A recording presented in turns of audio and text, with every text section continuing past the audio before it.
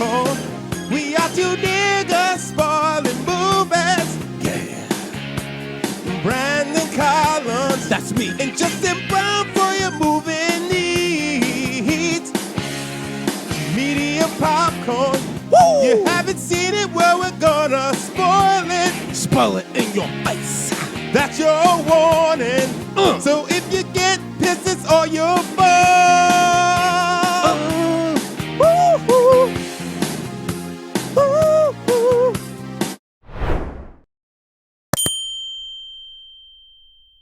What is up, Little Biscuits and Sun-Dried Tomatoes? It's your boy, Brandon Collins, here with a quick YouTube review for the Netflix TV series Beef, starring Steven Yeun and Ali Wong. It is billed as a comedy drama, but I'm going to be real with y'all. This is a drama. I feel like it's going to get a lot of award nominations, and rightfully so. This is a fantastic, incredibly uncomfortable, and intense series that starts off about a road rage incident between Ali Wong and Steven Yeun's character that quickly escalates over the 10-episode season arc, and most likely, without being spoilery, series arc, because that end. I mean, it has a pretty definitive ending. It's possible this could be an analog series where it talks about different incidents that cause beef and how much it spirals. Because this incident between these two characters, it goes so out of control and so malicious. And there are parts where Ali Wong and Steven Yeun, as an audience member, you're watching their journey. And this is a testament to how incredible their acting is in the show. You're empathizing because you're learning more context throughout every episode and more of their backstory, right? But then they do things that are so vile that it takes you back as an audience member. You're like, oh no, this is a bad person. It's actually like, in a way, it's kind of what Sopranos, Breaking Bad, and to an extent like Mad Men did so well with their main characters, where it's like you forget that these are actually really bad people because they do things that either make you laugh or make you really feel for what they're going through. And there was moments of that where I definitely had that for both the main characters, for Amy's character played by Ali Wong, as well as Danny by Steven Yeun. However, Steven Yeun, this guy is he's the shit. There was moments because he just recently got cast in an undisclosed role in the Thunderbolts movie, and there were moments where I'm like, this guy, if I don't know what character yet he's going to be playing in Thunderbolts, but for me, there was a moment, I believe it was like in episode 5 or 6, where I'm like, this guy is both charming and also deeply, deeply unsettling.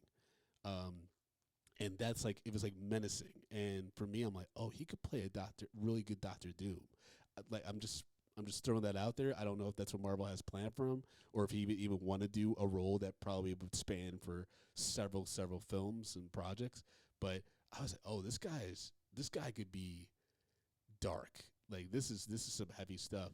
I was incredibly impressed by the cast.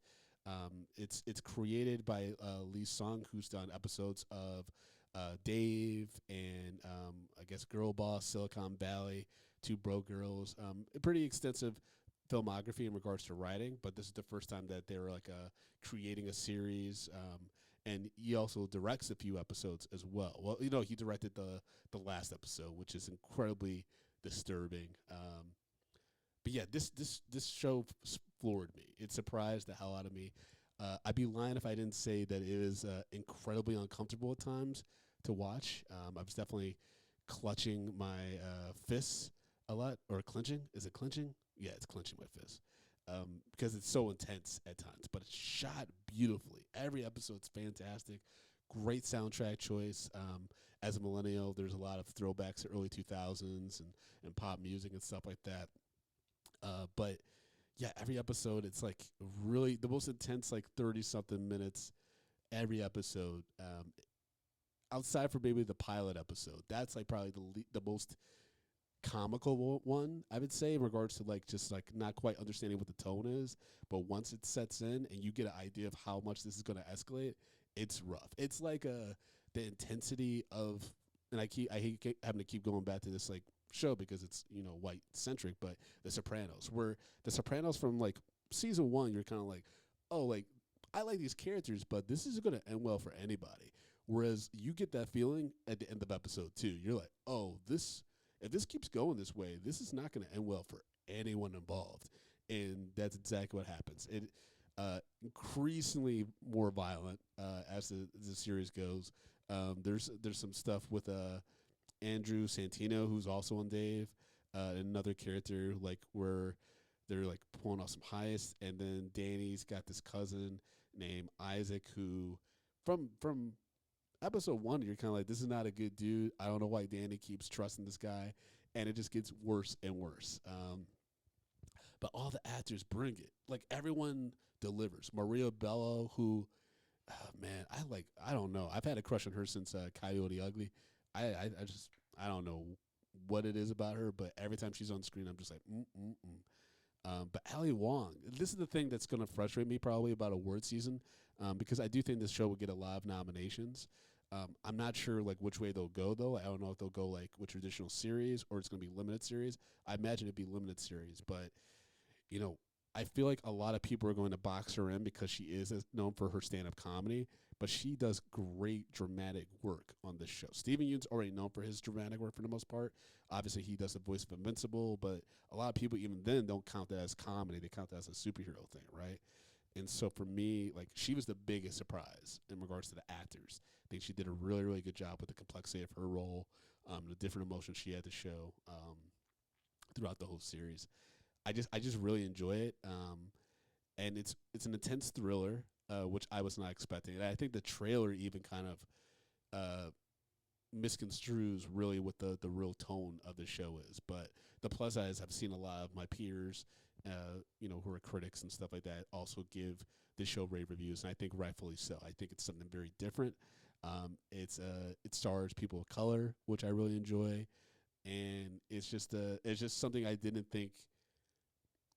I wasn't expecting it, and I was floored by it. I was greatly excited by it, and also I was haunted by it. There's some really sad, dark things that are also incredibly human that happen in this, because at the end of the day, when people are backed into a corner, they do very, very evil things in order to protect themselves or protect the ones that they think the ones that they're supposedly supposed to love. In this case, or they manipulate them. It's wild. So I definitely recommend it. As you all know, on Media Popcorn, we do things on scales of popcorn, small, medium, large, XL for the exceptional. If a movie or TV show doesn't deserve a bag of popcorn, we put it into the dog shit pile where we pile more piles of dog shit on top of it. However, beef gets a large. Phenomenal acting, really solid writing, excellent, beautiful cinematography, and consistent tone throughout the whole series, despite having multiple different directors. It's the biggest surprise in regards to TV that I've seen in quite some time, probably since White Lotus, where I'm like, wow, I did not know I needed that in my life, even though I do feel relatively empty and less hopeful about the human race. Because, again, it's just a situation with road rage that escalates to such heights, and it packs so many people. It's like, talk about a domino effect. Holy moly. But you can't take your eyes off of it. My partner and I, we binged this show in a day. Like, it's really intense and really good. I definitely recommend it, especially if you have a Netflix account and you are looking to find an interesting way to spend an afternoon or evening. I would definitely recommend it. So, large popcorn for beef. And as always, you can follow me at American Collins, AmericanCollins.com for all my show dates. I have a lot of things coming up in New York starting in June, including Drunk Black History, the Juneteenth brunch show on Sunday, June 18th at the Bell House in Brooklyn. You can get tickets for that at AmericanCollins.com, as well as the stand-up comedy showcase, Comedy Outliers, returning to Brooklyn on Friday, July 7th. You can get tickets again at AmericanCollins.com. Hope to see you at any of those shows, but if not, just push that subscribe button on the bottom, push like, so you get alerted about all future reviews and interviews on this channel. And also, you can follow Medium Popcorn on all social media platforms at Medium P Podcast. Thanks again for watching, and talk to you soon. Peace.